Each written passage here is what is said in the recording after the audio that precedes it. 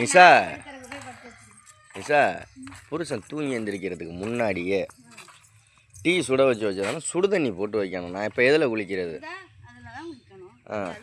எவ்வளோ நேரம் வெயிட் பண்ணுறது?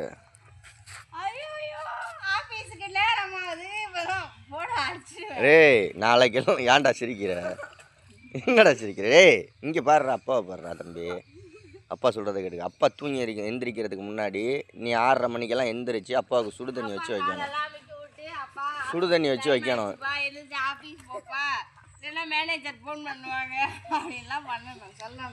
சரியா தர்ணீஸு?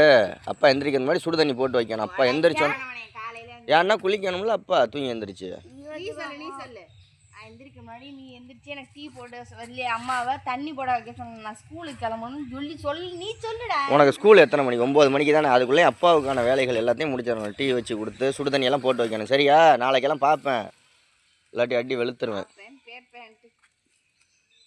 சரியா தம்பி? எங்கே உன் தங்கச்சி எங்கே? தியா அவளை வர சொல்லு. பச்சை தண்ணியை எடுத்து சுடு தண்ணியை விளாவி விட சொல்லு. வர சொல்லு. வரட்டும், அவளுக்கு அடியை கொடுப்போம். நிஷா விளையாடாத. காலையில் 5 மணிக்கெல்லாம் எந்திரிச்சு சுடு தண்ணியெல்லாம் வச்சு டீ எல்லாம் போ. டீயை வை. ஓடு ஓடு போடாவா.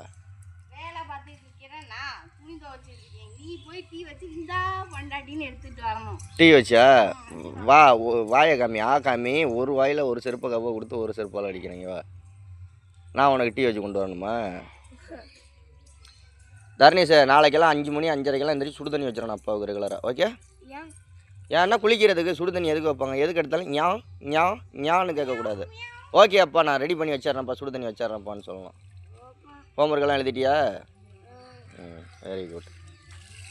நிஷா டக்குன்னு போய் டீ வைடி.